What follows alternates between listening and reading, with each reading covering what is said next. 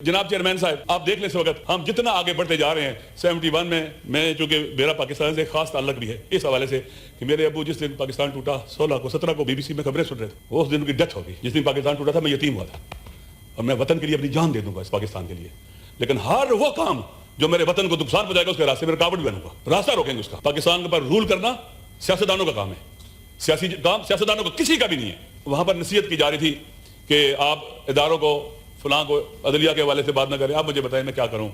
کیا آپ بھی جیل میں رہے ہیں؟ عدلیہ نے ساتھ دے رہی ہے.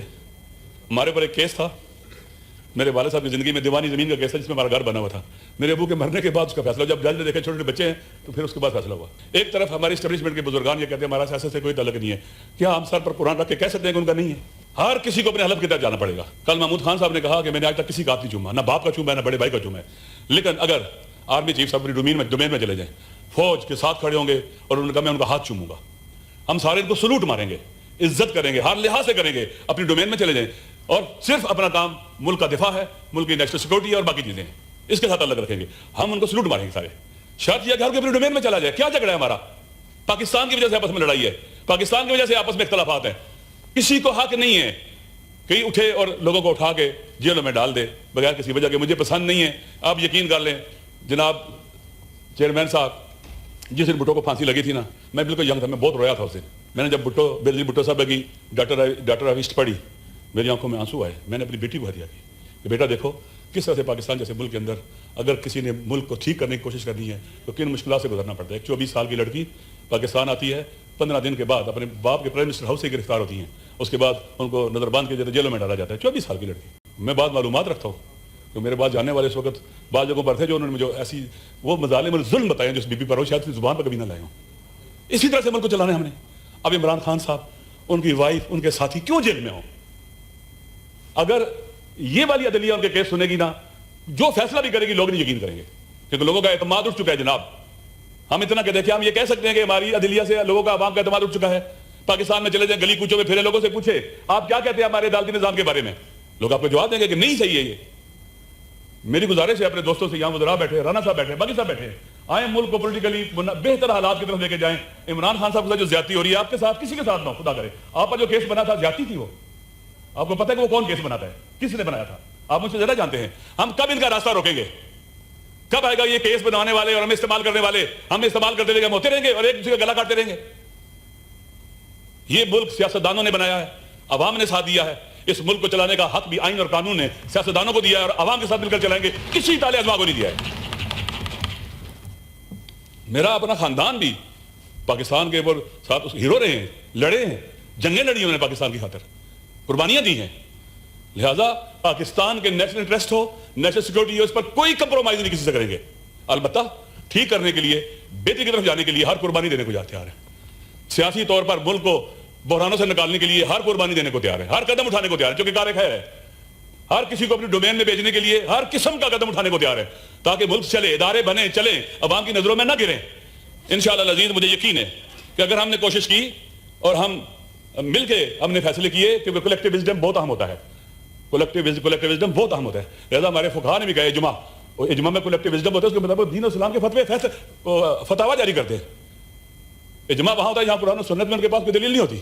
ہمارے اہل سنت فقہاء نے لکھا ہے وہ تقریباً فقہاء کا کولیکٹیو وزڈم ہوتا ہے اور ان کا اس وزڈم کو دین کی حیثیت دی جاتی ہے. لہذا ہم اپنے کولیکٹیو وزڈم کے ساتھ پارلیمنٹ یہ کام کر سکتی ہے کہ سب سے پہلا جو پاکستان کے اندر پولیٹیکل ہارمنی پیدا کرنے کے لیے عمران خان کے کیسز کو چلنے دیں جیسے چلنے چاہیے, رکاوٹیں نہ بنے, اور انشاءاللہ وہ کیس بھی ایسے چھوٹ جائیں گے, لیکن رکاوٹ نہ بنا جائے, کیس چلنے دیے جائیں. اسی طرح سے دیکھیں ہماری سینٹ کو جانا چاہیے بلوچستان, آپ کا وفد جانا چاہیے, لوگوں سے ملنا چاہیے. ہم کیا رول پلے کر سکتے ہیں جو ناراض لوگوں نے راضی کرنے کے لیے؟ ہمیں KPK جانا چاہیے, ہمیں انٹیریئر سندھ جانا چاہیے, پنجاب میں جانا چاہیے, GB جانا چاہیے, کشمیر جانا چاہیے کہ کیا کریں. ہماری سینٹ کو ایک فعال رول پلے کرنا چاہیے. ہم لوگوں سے ملے جا کے اور اپنا ان پٹ دیں چیزوں کو ٹھیک کرنے کے لیے. آپ نمائندے ہیں پورے پاکستان کے, سینٹ پورے پاکستان کی نمائندگی کرتا ہے. لہٰذا ہمیں جانا چاہیے, لوگوں کی مشکلات قریب سے دیکھنی چاہیے. آپ یقین کر لیں جناب, میں چونکہ عوام سے رابطہ رہتا ہے, یقین کریں لوگوں کے پاس بجلی کے بل کے پیسے نہیں ہوتے, دوائی کے پیسے نہیں ہوتے, بچوں کے اسکول کے پیسے نہیں ہوتے, مشکلات کا شکار ہیں, دکھ درد. یہ پاکستان ایلیٹ کلاس کے لیے نہیں بنا تھا, یہ پاکستان کے عوام کے لیے بنا تھا. اور اکثریت عوام کی آپ نے خود کہہ رہے ہیں کہ 12-13 کروڑ لوگ غربت کی لکیر سے نیچے ہیں. ہم کبھی ان کے لیے پریشان ہوئے ہیں؟ کبھی سوچا ہے کہ رات کا ایک ٹائم کا کھانا نہ کھائیں، ان کو بھیج دیں؟ کبھی سوچا ہے کہ بچوں کے جو کپڑے لے رہے ہیں کچھ ان کے لیے بھی لے لیں؟ ہم شادیوں میں اتنا موجود تھے، تمام قبائلی سردار موجود تھے یا اکثریت موجود تھی، ان کا متفقہ فیصلہ تھا کہ یہاں آپریشن نہیں ہونا چاہیے. وہاں کے لوگوں کو اعتماد میں لیا جائے. جناب میں ایران میں رہا ہوں، پڑھتا رہا ہوں، وہاں دہشت گردی اتنی زیادہ تھی انقلاب کے بعد کہ ہر روز لوگ مرتے تھے. لوگ پارلیمنٹ سے ڈرتے ہوئے باہر نہیں جاتے تھے کہ مارے جائیں گے، قتل ہو جائیں گے. ایک دن میں 72 لوگ، اس طرح سے بڑے بڑے پریزیڈنٹ پرائم منسٹر باہر آ جاتا تھا. لوگ اٹھے، لوگوں نے دہشت گردی کے خاتمے میں حکومت کا ساتھ دیا اور ختم ہو گئی. ابھی بھی لوگ اٹھے وہاں پر، جب ابھی حالات خراب تھے وہاں پر. 5 لاکھ ٹیلی فون کال آئی ہیں وہاں کی سیکورٹی کے اداروں کو کہ دہشت گرد ادھر پھر رہے ہیں، یہ ہیں 5 لاکھ. اگر عوام ساتھ نہ دیتے، عوام ریلیونٹ ہوتے، عوام پر اعتماد نہ ہوتا تو یہ تباہی ہو جاتی. لہٰذا عوام کو اعتماد میں لیے بغیر ڈسپلیس کرنا انہیں اپنی جگہوں سے. اور جیسے عطاء الرحمان صاحب نے کہا کہ 10-15 یا 20 ہوں گے، 30 ہوں گے، جتنے بھی ہوں گے، لوگوں کو ساتھ ملائیں گے، وہاں کے ایلڈر کو ساتھ ملائیں گے، وہاں کی حکومت کو ساتھ ملائیں گے، مسئلے کا حل نکلے گا. وگرنہ KPK بھی گزشتہ دیکھیں وار اگینسٹ ٹیرر سے پہلے جو سوویت یونین ہے اس وقت سے لوگ وہاں پر سفر کر رہے ہیں. وہاں ان کا جو سوشل سٹرکچر تھا سوسائٹی کا وہ تباہ کر دیا گیا. وہاں کے ایلڈر قتل ہوئے، مارے گئے.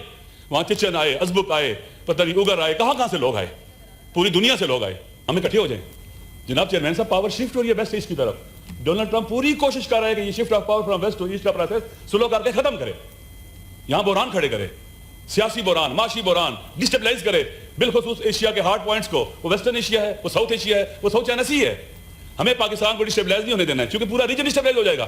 لہٰذا اس وقت جو خطرات اور تھریٹس ہیں خالی ایران کو نہیں ہے. خدا نہ خاصا وہ دیوار ڈھہ جاتی ہے، اسرائیل کہاں تک ایکسپینڈ کرے گا، پھر کہاں تک جائے گا. اس لیے ہماری ذمہ داری ہے پاکستانی ہم سیاہ ممالک ہونے کے اعتبار سے بھی، برادر اسلامی ملک ہونے کے اعتبار سے بھی، ہم OIC کا اجلاس بلائیں. ابھی جتنے مشکلات کھڑی ہو رہی ہیں دیکھیں یہ بہت خطرناک صورتحال ڈیولپ ہو رہی ہے. ہم سب کو بٹھائیں، یہاں بلائیں، یا یہاں اجلاس بلائیں ہم سیاہ ممالک کا، چائنا کو بلائیں، رشیا کو بلائیں، ترکی کو بلائیں، عرب ممالک کو بلائیں، یہاں بیٹھیں، سعودی عرب کو بلائیں اور بیٹھ کے فیصلہ کریں کہ ہم کسی کو بھی اس خطے کے اندر کسی ملک پر حملہ کرنے کی اجازت نہیں دیں گے، کسی پر بھی، تاکہ اس خطے کو ڈسٹیبلائز نہ کیا جا سکے.